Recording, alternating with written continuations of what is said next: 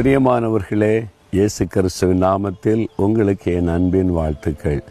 நல்ல ஒரு அழகான தென்னந்தோட்டம் பார்க்குறீங்களா? பின்னால் ஒரு மோட்டார் பம்ப் செட் இருக்குது, கிணறு, தண்ணீர், ஒரு செழிப்பான இடம். இந்த இடம் எங்களுடைய பண்ணை தோட்டம். நான் ரட்சிக்கப்பட்டு ஊழியத்துக்கு வந்த ஆரம்பத்தில் ஜெபம் பண்ண இந்த தோட்டத்துக்கு வருவேன். அடிக்கடி இங்கே காத்திருந்து ஜெபிப்பேன்.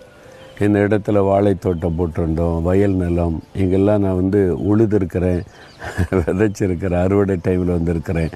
அது மாதிரி உள்ள இடம் இன்றைக்கி தென்னந்தோப்பு, மாந்தோப்பாக இது உருவாக்கப்பட்டு இருக்கிறாரு. இந்த இடத்துல நான் ஜெபிக்கும் போது பல காரியத்தை ஆண்டவர் எனக்கு கற்றுக் கொடுத்திருக்கிறார். அதனால் இந்த இடத்துல வரும்போது உள்ளத்தில் ஒரு பெரிய மகிழ்ச்சி. ஆண்டவர் நம்மை சந்தித்த இடம், பேசின இடம் என்பதை அறியும்போது உங்களுக்கும் அப்படி இருக்கும்ல. நீங்கள் போய் ஜெபம் பண்ண இடம், அது மாதிரி ஆண்டவர் உங்களை சந்தித்த இடங்கள்லாம் இருக்கும். நிறைய இடங்கள் நம்ம போய் ஜெபிக்கிற இடத்துலலாம் அவர் நம்ம சந்திக்கிறார்ல. சரி, இப்போது ஒரு வேத வசனம் பாருங்கள். இந்த மாதிரி ஒரு சின்ன கிராமத்தில் பிறந்து வளர்ந்தவன் நான். யோசித்து பாருங்களேன், சின்ன இந்த கிராமத்தில் பிறந்து வளர்ந்தவன் நான். 7th படிக்கும்போது தான் சென்னைக்கு வந்தேன். அது வரைக்கும் ஆப்பிள் பழம் பார்த்ததே கிடையாது, நான் தெரியாது அப்படி. அப்போ நாங்கள் பிரயாணப்பட இந்த கிராமத்திலே வளர்ந்து இப்படியே வாழ்ந்தோம். இந்த மாதிரி ஒரு விவசாய குடும்பத்தில் பிறந்த கிராமத்தில் இருந்தவங்கள பெரிய இன்றைக்கி எல்லோரும் தெரிகிற அளவுக்கு எப்படி பெரியவன் நான்? என்கிட்ட என்ன திறமை, என்ன பெரிய டாக்டரேட்டாக படிச்சிருக்கிறேன், பெரிய விஞ்ஞானியாக ஒன்றும் கிடையாது. கர்த்தருடைய காருண்யம் என்னை பெரியவன் ஆக்கிற்று.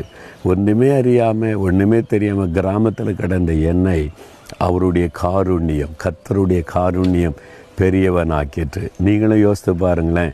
இன்றைக்கி நீங்கள் ஒரு பெரிய லெவலில் இருக்கீங்களா, பெரிய பிஸ்னஸ் பண்ணுறீங்களா, பெரிய இடத்துல படிக்கிறீங்களா? அதுக்கெல்லாம் காரணம் என்ன? என் திறமை, என் பலன் நினைக்கிறீங்களா? தேவனுடைய காருண்யம், அவருடைய கிருபை நம்மை பெரியவர்களாய் மாற்றுகிறாரு. அதை நினைத்து ஆண்டவரை துதிச்சுக்கிட்டே இருங்க. மேலும் மேலும் ஆண்டவர் உங்களை பெரியவர்கள் ஆக்கிக்கிட்டே இருப்பார். சரியா? ஒரு நாளும் பெருமைக்கு இடம் கொடுத்துறாதங்க. குப்பையிலே கிடந்த நம்மை உயர்ந்த ஸ்தானத்தில் என்னை வைத்திருக்கிறதை நினைத்து அவருடைய பாதத்தில் விழுந்த நன்றி சொல்லுங்கிறேன். நீங்களும் கூட அப்படி ஆண்டவருடைய பாதத்தில் விழுந்த நன்றி சொல்லுங்கள். அவர் உங்களை மேலும் மேலும் அவருடைய காருண்யம் உங்களை பெரியவன் ஆக்கிக்கிட்டே இருக்கும்.